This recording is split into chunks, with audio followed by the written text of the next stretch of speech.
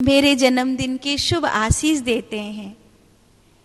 तिथि पर उनकी कृपा, उनका आशीर्वाद मिलता है। तारीख से तो कभी मतलब तारीख आगे पीछे होती है, तिथि वही रहती है।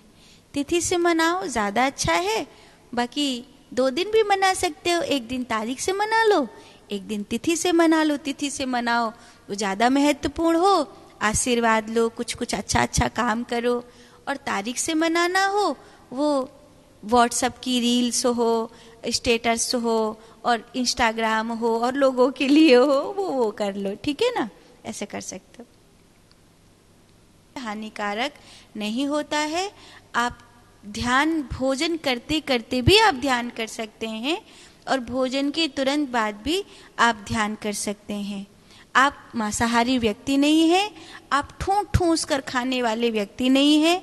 आपकी अंतड़ियों पर आप इतना भयंकर दबाव नहीं डालते हैं नॉनवेज आदि का, जिससे आपकी जो ऊर्जा है वो आपकी श्वासों को नसा सके। आप एक सतोगुणी व्यक्ति हैं। अगर सतोगुणी ना होती तो आप ये सत्संग नहीं कर रही होती, मुझे नहीं सुन रहे होते।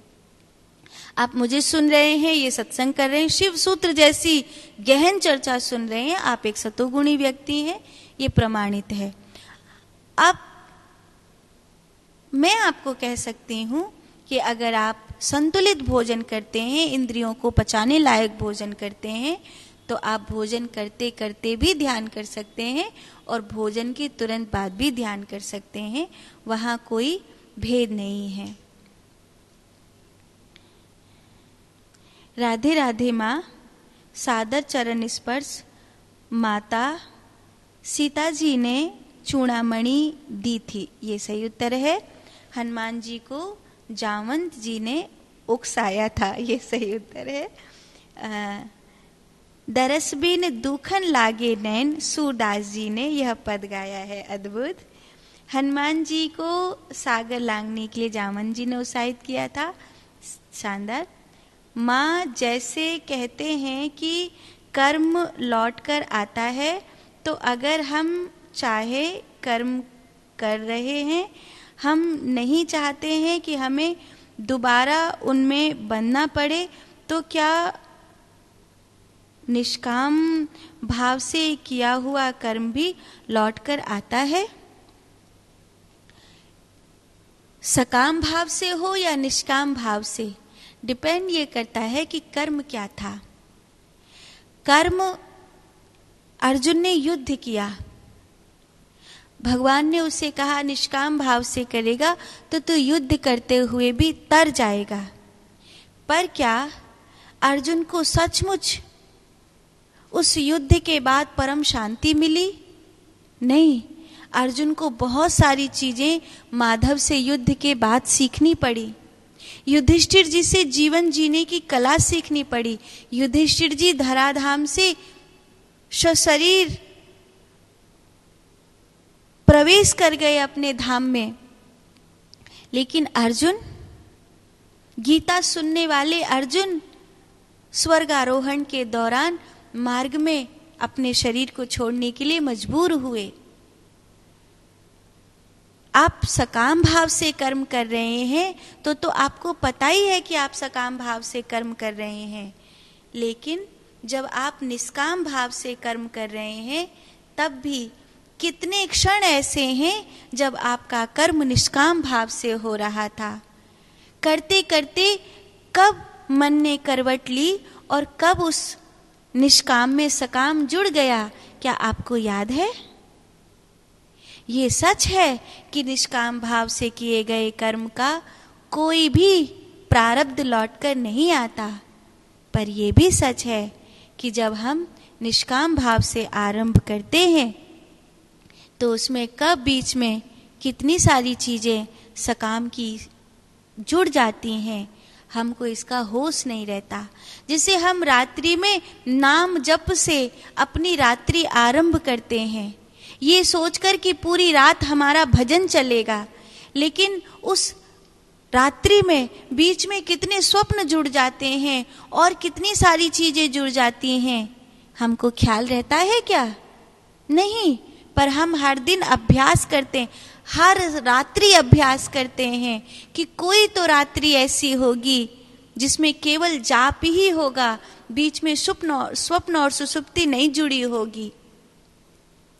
ऐसे ही सकाम भाव से हर कर्म होता है, लेकिन हमें अभ्यास करना होगा कि हमारे कर्म निष्काम भाव से होवे। हमारे जितने भी क्षण बीते वो निष्काम भाव से बीते, उनका प्रारब्ध नहीं बनता। माता सुमित्रा से मिलने के लिए गए थे। वनवास के समय लक्ष्मण जी माता सुमित्रा से मिलने गए थे, सही उत्तर है। राम राम सादर प्रणाम माँ। अशोक वाटिका में हनुमान जी को सीता जी ने चूड़ामणि दी थी। सागर पार करने के लिए जामवंत ने कहा था। सूरदास जी ने यह पद लिखा है और सुतीक्ष्ण जी सतानंद जी के शिष्य थे, ये गलत उत्तर है। सुतीक्ष्ण जी सतानंद जी के शिष्य नहीं थे। दीप्ति भटनागर अजमेर से आपने प्रणाम लिखा है। लक्ष्मण जी ने वनवास जाने के समय, ये सब सही है। अगस्त ऋषि के शिष्य थे सुतीक्ष्ण जी, ये सही उत्तर है आपका। और बाकी भी आपने सही उत्तर दिए हैं। माँ अगर सन्यास कक्ष में पवित्रता से रहें तो क्या हमें राधा कृष्ण जी का चित्र लगा सकते हैं? हाँ, सन्यास कक्ष में आप राधा कृष्ण का चित्र लगा सकते हैं, क्योंकि राधा कृष्ण कोई युगल जोड़ा, भोगी जोड़ा, प्रेमी जोड़ा नहीं है। राधा कृष्ण एक दूसरे की आह्लाद शक्ति है, जो हमारी साधना को, हमारे भजन को, जैसे गोपियों को महारास मिला तो भगवान बुद्ध को धम्म पद मिला। बात एक ही है, रसिक जनों के लिए वो महाराज शब्द है और महावीर के लिए निर्वाण है। शब्द अलग अलग हैं, तत्व एक ही है। तो आप चित्र लगा सकते हैं। पिछले दिनों लोगों ने राधा कृष्ण को जो बदनाम किया है, उसके कारण आपके मन में ये प्रश्न आया है। इसकी चर्चा कल करेंगे। अभी सत्संग की जो समय सीमा है वो पूरी हो रही है। आप सबका कल्याण हो। सेवा और सुमिरन में लगे रहिए। इस समय गौ संवर्धन केंद्र को, गौ हॉस्पिटल को आपकी आवश्यकता है। आपसे हाथ जोड़कर निवेदन है कि आप गौ हॉस्पिटल के कार्य को आगे बढ़ाने में हमारा सहयोग करें।